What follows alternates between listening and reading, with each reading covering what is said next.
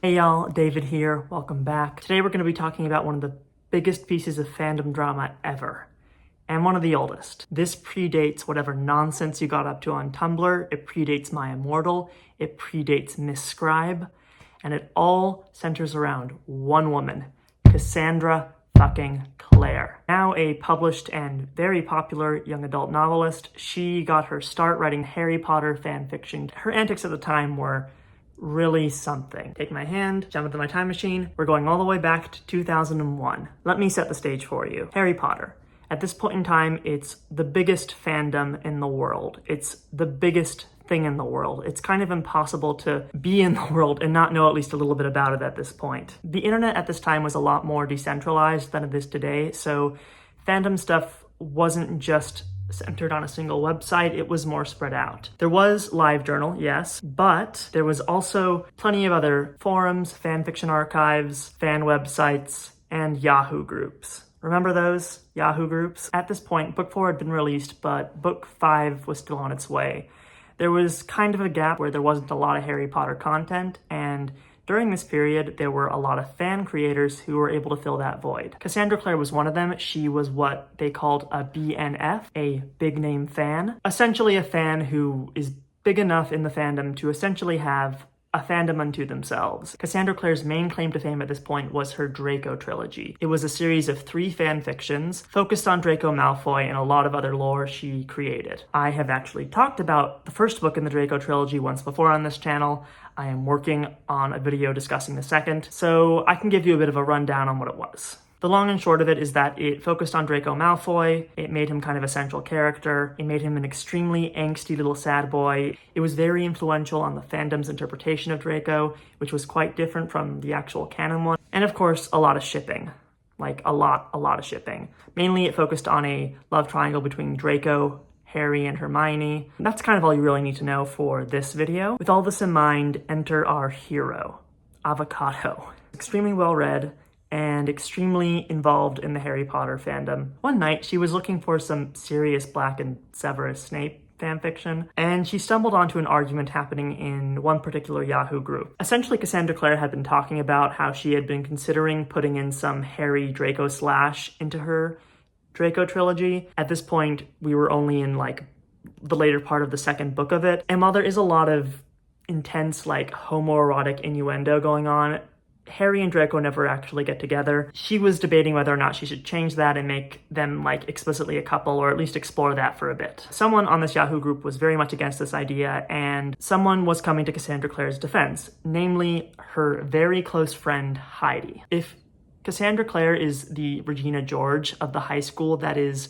the Harry Potter fandom, Heidi is her Gretchen Wieners. And you might be thinking, David, that comparison's a little much. Like, why are they mean girls? Just bear with me. You'll see what I mean. For the moment, all you need to know is that Heidi was an IP lawyer. That's why her hair is so big. It's filled with legal jargon. Anyways, Avocado sees this discussion and she doesn't get involved, but she's bored that night and she's like, well, I've heard of the Draco trilogy. Everyone's heard of the Draco trilogy. Even though Draco Malfoy fanfiction's not really her thing, she decides to go for it. Why not? She has nothing else to do at this point. Avocado reads through the very first book in the Draco trilogy, Draco Dormiens, and she overall enjoys it. However, she does notice some flaws with it.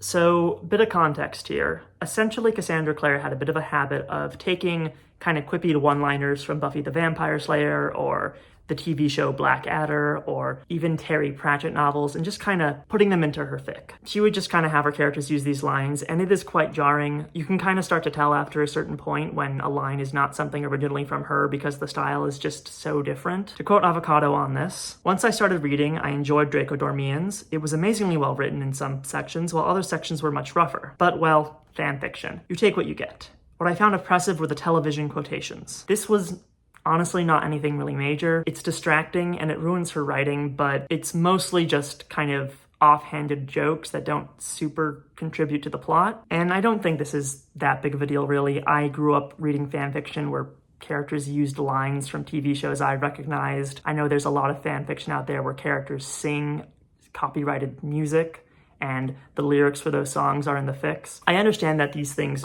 probably violate a lot of fanfiction sites' guidelines, but I don't think it's actually a huge deal on its own. Anyways, Avocado continues on to Draco Sinister, the second book in the trilogy. This is where the quoting gets really out of hand. It's just constant. It's unbearable, in fact. I am currently in the middle of writing my notes for a recap of Draco Sinister, and it's making the process actively harder. Anyways, Avocado continues, and then she hits Chapter 9 of Draco Sinister. What you need to know about Chapter 9 of Draco Sinister is this. There's a point in it where it seems like Draco Malfoy dies, and he goes to the afterlife, and in the original version of this chapter at least, he talks to a voice. The voice tells him that it's not his time to go. Someone's trying to bring him back. He's resuscitated because he almost drowned. At the end of this chapter is a note. Credit for the inspiration for this conception of the wizarding afterlife goes to a book called The Secret Country. Alas, I no longer recall who wrote it. Avocado's a little weirded out by this. She keeps reading, and she hits chapter 11, and there's also something kind of familiar here. In this chapter, several characters encounter something called nightmare grass, which wraps around them and makes them, experience their greatest fears. Both the nightmare grass and the afterlife scene stick out for one particular reason. Both of them are from the Secret Country trilogy. So what is the Secret Country trilogy? It is a series of 3 books written by the author Pamela Dean, and it seems to be kind of like a riff on or a deconstruction of Narnia and its ilk, characters going to a magical land, that sort of thing. The trilogy is divided into 3 books. One is The Secret Country, one is The Hidden Land, and one is The Way of the Dragon. Now, this is where things get kind of specific, so bear with me. The trilogy as a whole is referred to as the Secret Country, yes, but neither the nightmare grass nor the afterlife scene occur in the book titled The Secret Country. Cassandra Clare has kind of incorrectly cited the book here, so at this point, Avocado is really bothered by this. The bits about the nightmare grass aren't even cited as being from another source, so she decides to go and check her copy of The Hidden Land. So here is a bit from Chapter 9 of Draco Sinister. Draco opened his eyes, or thought he did. He could not see anything with them, not blackness, not anything. Harry, he tried to say, but he had nothing to say it with. No throat. No voice. It was like dreaming and knowing he was dreaming, but not being able to wake himself up. All right, interesting bit of prose there. Let's take a look at this bit from The Hidden Land now. Ted opened his eyes, or thought he did. He could not see anything with them. Not blackness, not anything. He did not seem to have eyes or anything else.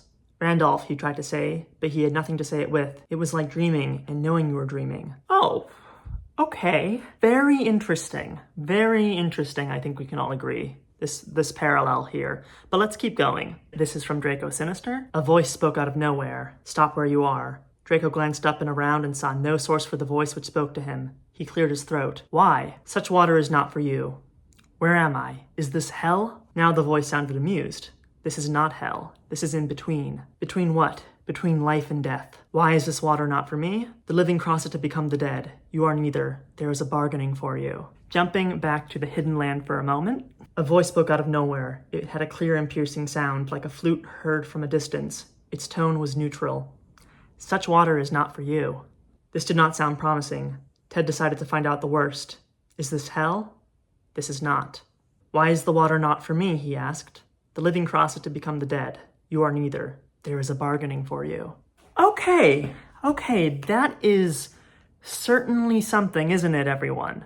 Isn't that just such an interesting coincidence? It keeps going, by the way, for quite a number of paragraphs. Some of the wording is changed. Some passages from The Hidden Land are not in the chapter in Draco Sinister, but it is fundamentally the same prose and the same sequence. Avocado is aghast. To quote her specifically, God, but I was furious, and furious in a way that I can't even begin to explain. It was verbatim, and Cassandra Clare then claimed that she couldn't remember the author's name or the precise title of the book. Just the ostentatiousness of this just really hit Avocado, and it just really pissed her off. Avocado starts doing some digging. She starts looking around on some other Harry Potter forums, and she discovers that there's a lot of quotes that Cassandra Clare used from other sources that people were citing as being from her. And this just kind of adds to her fury. So what does she do next? I left a signed review on Draco Sinister on fanfiction.net. It said, Pamela Dean wrote the Secret Country trilogy. I considered this a warning, and from my perspective, the only warning Cassandra Clare deserved. But even after leaving that review, it's still really bothering Avocado, and so she decides to reach out to one of fanfiction.net's mods at the time, Cairnsey. Avocado shares how Cassandra Clare is using a lot of quotes, but mainly focuses on the passage lifted directly from The Hidden Land. Cairnsey looks at the proof and says, oh wow, I need to review this with some of the other mods, and we'll decide what to do with it. Another week later, June 22nd, Cassandra Clare's fanfiction.net account is taken down. So, what happened next, do you think? Complete and total fucking chaos. People across the Harry Potter online sphere were enraged, and I'm going to be focusing mainly on two different places where this went down: Paradigm of Uncertainty and Sugar Quill. Paradigm of Uncertainty was a Yahoo group where another fanfiction trilogy called Paradigm of Uncertainty was hosted. It was also quite popular.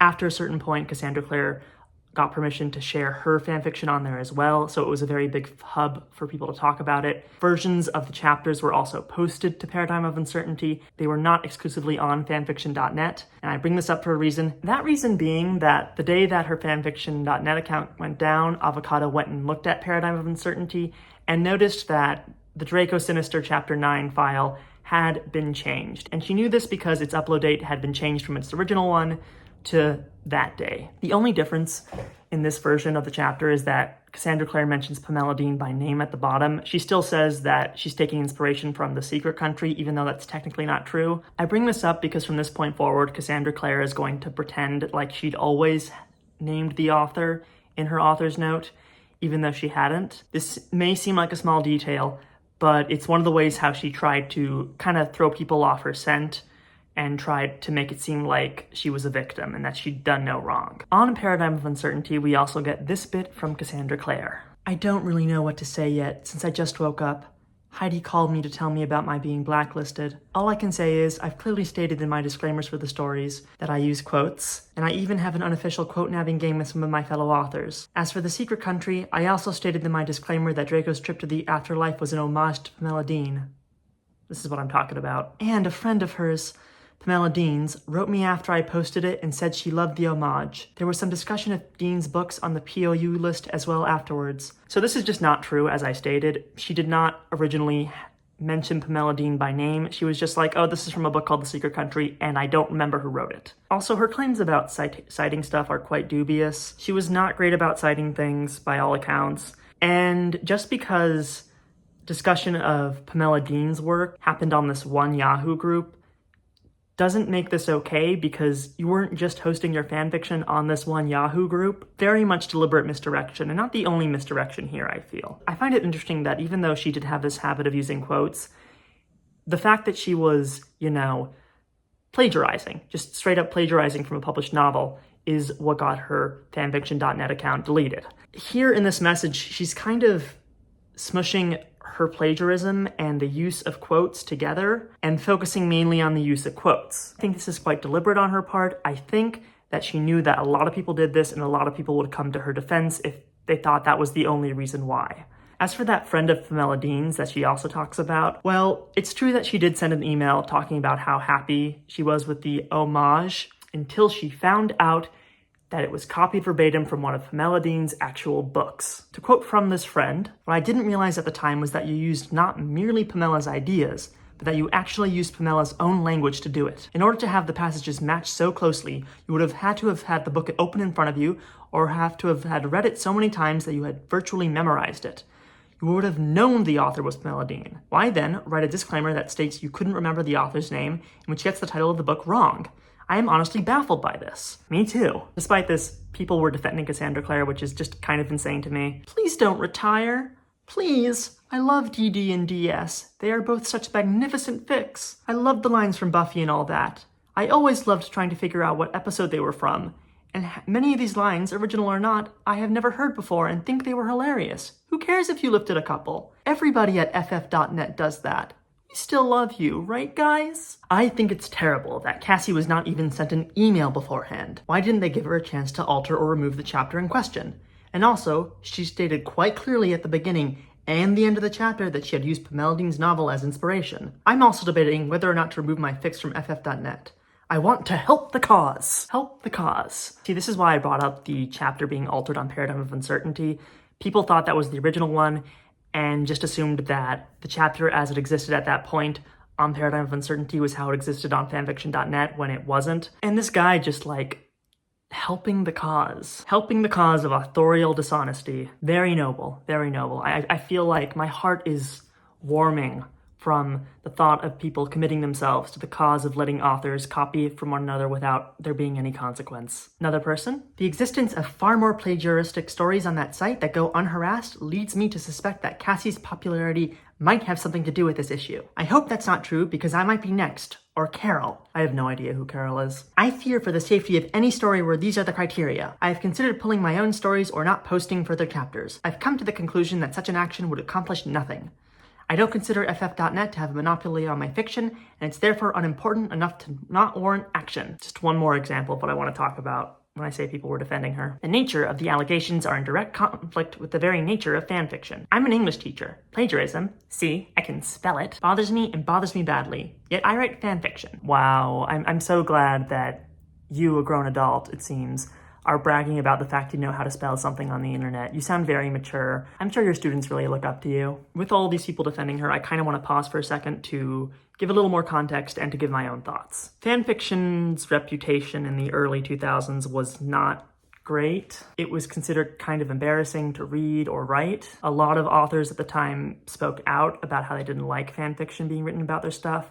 Very famously, the author Anne Rice was very much against it, and as such, fanfiction.net didn't even allow Vampire Chronicles fanfiction on their site for a very long time until she changed her mind. And fanfiction in general is in kind of a weird legal area. You are using someone else's characters and ideas and things which are technically, I would imagine, covered by intellectual property law. It's never been litigated, but it's in kind of a gray area for that reason. And circling back to that one person who suggested that maybe the reason this was happening was because Cassandra Clare was so popular, keep in mind, fanfiction.net was the site for fanfiction on the internet at this point. Harry Potter was the biggest fandom on the internet at this point. And Cassandra Clare was one of the biggest authors in that fandom. One of the biggest authors in the biggest fandom on the biggest fan fiction site is gonna have a target on her back. She's gonna be held to higher standards because what she does is going to reflect on the site as a whole. Of course, she's going to be scrutinized more. What are you talking about?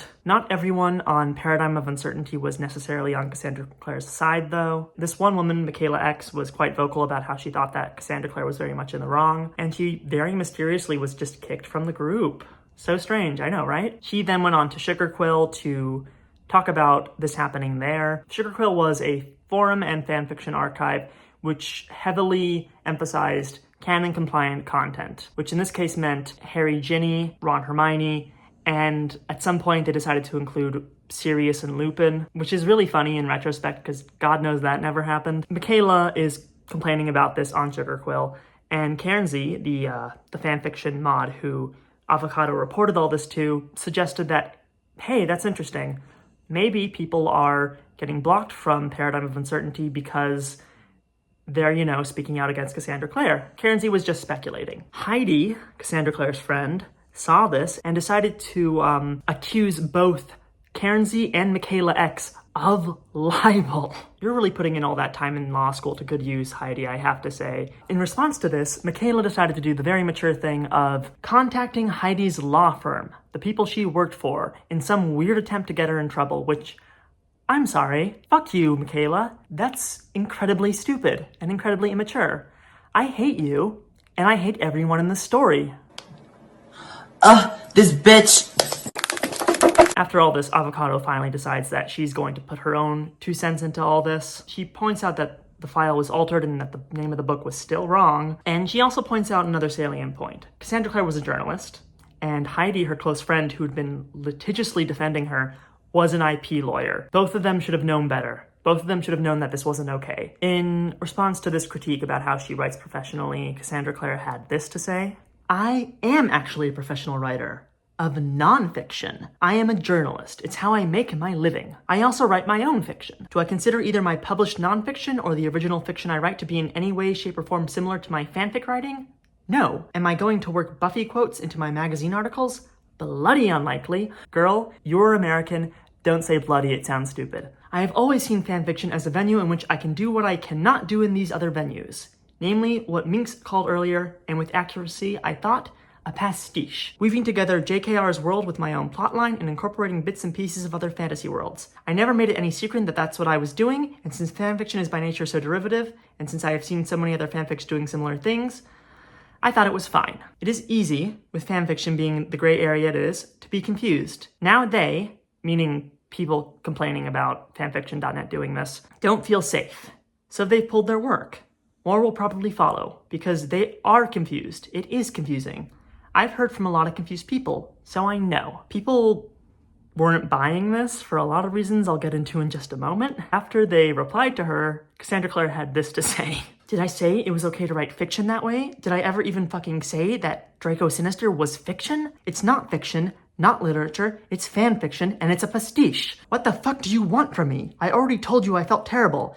Is that not enough for you? Do you want fucking blood or something? And not just mine, but anyone who has a kind word to say about me? You know things are bad when grown-ups are bringing all caps into the chat? I'm just gonna read something again that I just read. Did I ever even fucking say that Draco Sinister was fiction? It's not fiction, it's fan fiction. And it's a pastiche. The fact that she thinks that fiction is different from fan fiction is really weird. I think what she's trying to say is that she doesn't treat her fan fiction as seriously as her personal fiction writing. And in theory, I think that's okay. I think it's perfectly okay to treat your fan fiction as something you do for fun. I think it is also okay to treat it as something that you take very seriously. There are fanfic writers who do it for fun. There are people who put in a lot of work. It's all okay in my book. I think fanfiction is beautiful because it is such a vast space where it's so flexible. But with that said, it does kind of sound like she's disrespecting fanfiction as a medium by calling it not fiction. It sounds bad. It sounds like she's kind of shitting on something that she and everyone else involved in this conversation is very invested in. And that's not a great look for her. About 3 times in this, I want to say, she uses the word pastiche. Let's take a look at that for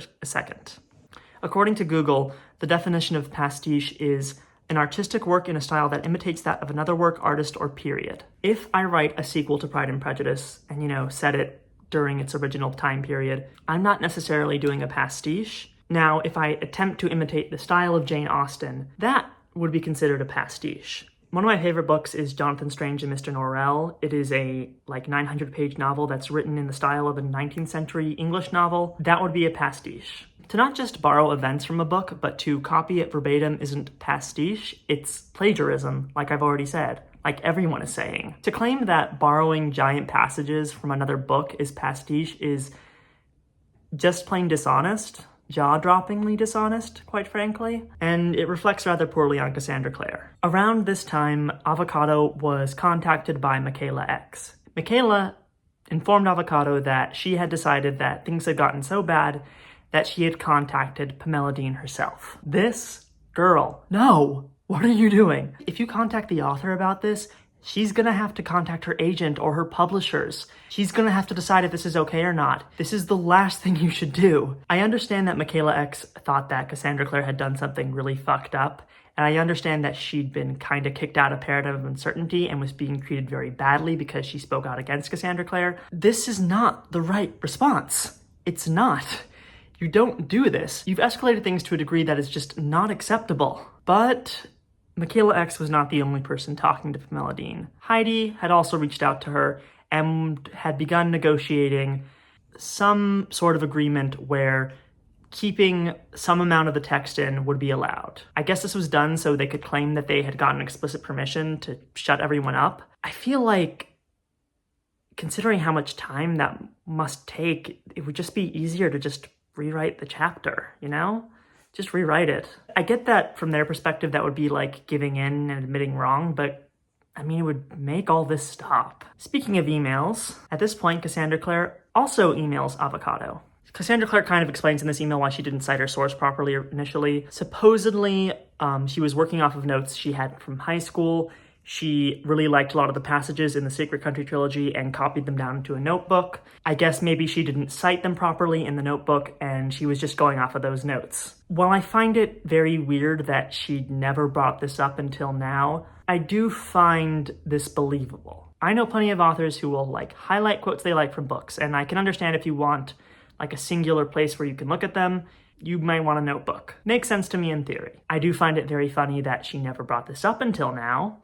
And she would go on to state this to many other people in the fandom as her justification. Cassandra Clare would also claim in this email that initially the Secret Country was 2 books and not 3, and that the first 2 books of the trilogy were initially 1 book, and that's why the passages from the Hidden Land were cited as the Secret Country, and that's why that's technically correct. There's just one slight problem. It is true that the Secret Country was initially written as 2 books, and they were divided up into 3. But that divide happened before publication. And despite this was just another excuse that got spread around the fandom. People for years afterwards would use this to justify her doing this. If someone got into the nitty-gritty about how the book was cited incorrectly, they could claim that actually it was, and you just can't find that version of the book anymore. Also, remember how people were complaining that it wasn't fair that Cassandra Clare wasn't given proper warning about her fanfiction.net account being taken down? Well, around this point, several FF.net moderators did come forward and said, hey, actually, yes, you were contacted twice. You were warned that this may happen, and she just didn't respond to them. I will say, in some fairness, there's a point in the story where it comes to light that Cassandra Clare may have been moving that week, so maybe she just wasn't looking at her emails and didn't notice that. But it's not really clear from the sources I'm using when she started claiming this. It might just be an excuse. Again, I think it's believable, but I'm having a hard time finding a direct source for this actually being the case. So that's it, right? She was caught, she complained about it after facing consequences, and the fandom moved on, right? Nope. Because Avocado went kind of nuts at this point, and she began just kind of combing through every chapter of the Draco trilogy, trying to find any other potential sources of plagiarism within them. And she discovered that there was a lot more than she'd even realized. I've been saying this whole time that there were 2 forms of kind of plagiarism in the Draco trilogy. One of them was the use of quotes, which I've stated a few times now that I don't think is a big deal. The other one is the actual quoting verbatim from a published novel that I think is absolutely horrendous. There was a 3rd category where quotes were used in the Draco trilogy. Here is a quote from an author who goes by the name Gene Wolfe. "We believe that we invent symbols. The truth is that they invent us. We are their creatures, shaped by their hard, defining edges." Okay, very nice. Here is a quote from Chapter 10 of Draco Sinister. "We think that we invent symbols, but in reality, they invent us. We are their creatures, shaped by their hard, defining edges." Here is a quote from something by the author Roger Zelazny. "Who are you?" I asked. "Strigaldwr is my name. Conjure with it and I will eat your heart and liver." "Conjure with it? I can't even pronounce it," I said. Here is a quote from Draco Sinister, Chapter 10. "Sirius took a step forward, his eyes fixed on the demon's red ones. Who are we? What's your name anyway?" "It is Strigaldwr."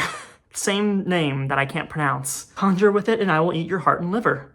Sirius doubted he'd be doing much conjuring with a name he couldn't even pronounce. Here is a quote from something called Prince on a White Horse by Tanith Lee. "Through the door came a troop of maidens, clad in filmy white, some carrying lanterns shining with a soft pale light, others playing little harps and pipes so a peculiar sweet music filled the hall." Chapter 14 of Draco Sinister. "Through the door came a trio of young women, clad in filmy white, 2 carrying lanterns shining with a soft pale light, the tallest playing a little harp that echoed a strange sweet music." There was a lot more than these 2 categories that I've already mentioned. Some of it was actually quite subtle. Some of it was just descriptive prose that no one was talking about having been lifted from another source, and that she definitely never cited. I feel like I'm kind of giving a free pass on like the one-liners and things because those are just kind of jokes.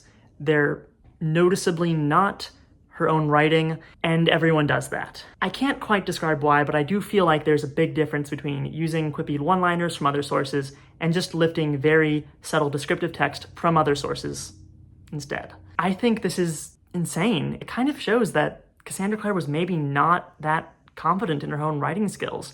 There are so many examples here, and these are just the ones that one person, Avocado, found. There could be more. Just an outrageous amount of copying. I know other people were super concerned about their stories getting deleted, and I already think that that's pretty insane, but the fact that there was this much in her fic, there's no way anyone else on the site was actually using this much. And if they were, then yeah, they should be taken down.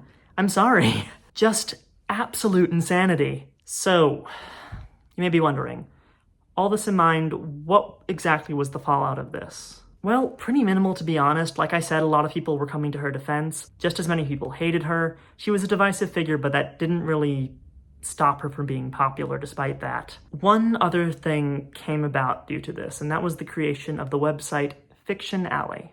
Fiction Alley was another Harry Potter forum and fanfic archive that Cassandra Clare and some of her other friends worked on. While we can't explicitly prove this, it does seem like her fanfics getting taken off of fanfic.net was a huge contributor to the creation of this archive. It does seem like the creation of the site was discussed and was already kind of well underway before her fanfics were taken down, but it is generally assumed that that happening did accelerate the process. Fiction Alley was extremely glitchy for its first few months, like it was almost unfinished, but that didn't stop it from getting a lot of attention. About a week after Fiction Alley went up, fanfiction.net was down for a few days, so they got a lot of attention due to that. I wonder if Cassandra Clare was responsible for that, just to make sure that her site got popular. That's my conspiracy theory now. That's the only conspiracy theory I believe in. You cannot convince me otherwise. I don't care if fanfic.net says that it was for maintenance reasons.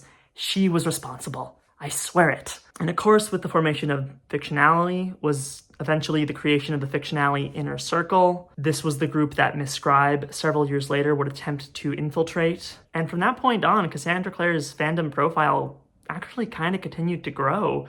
She was viewed as a goddess by many fans. It's kind of nuts. She did eventually put up new versions of chapters 9 and 11 without so much lifted from other sources and with better citations, but it took about 3 or 4 years for that to happen. She really dragged her feet on this. From that, well, she kind of transcended fandom. She became a published author. She made it. Something that I think a lot of fanfic authors probably wish for. On August 2nd, 2006, Avocado published the Cassandra Clare Plagiarism Debacle to LiveJournal, an expose which covered all of this in excruciating detail. It is the main source for this video. Thank you, Avocado. And by complete coincidence, I'm sure, it was published on the same day that the last chapter of the Draco trilogy was put up online. If you're wondering why Avocado decided to do this so many years after the fact, all this went down in 2001 and she published her expose on it in 2006. Well, I think there are a few reasons. For one thing, a few months before this, the Miss Scribe unauthorized biography had just been published online. She likely took inspiration from that. She probably saw that people were very much in the mood for that kind of content. Cassandra Clare was a big part of that whole drama as well, so there's a connection there. And for another, I think Avocado recognized that it was kind of needed. Having a singular place where all of this was documented and collected and easy to access made it easy to refute people when they tried to defend her. I think having this was just kind of practical in a way, especially because not long after the Draco trilogy wrapped up, Cassandra Clare's first book was published. I think Avocado, while maybe driven by a desire for some attention, did feel there was an obligation to make sure that this information was easily accessed. And for that, I thank her. It's a great read, to be honest. It's well documented and she writes well. We've covered a lot here. What have we learned? I think my biggest takeaway has been Cassandra Clare and Heidi's behavior. They were adults. They were both in their 20s, fully functioning human beings in society. And yet they continually just acted like children. They continually downplayed the level of plagiarism, denied it even happening, and tried to smear anyone who disagreed with them or pointed out that they were misleading people. They could have easily just owned up to it very early on and it wouldn't have been a big deal, but they just doubled down. And yeah, in a way it kind of worked out for both of them. They were still beloved by the fandom, but I feel like they probably wouldn't have been so controversial if they just owned up to it immediately.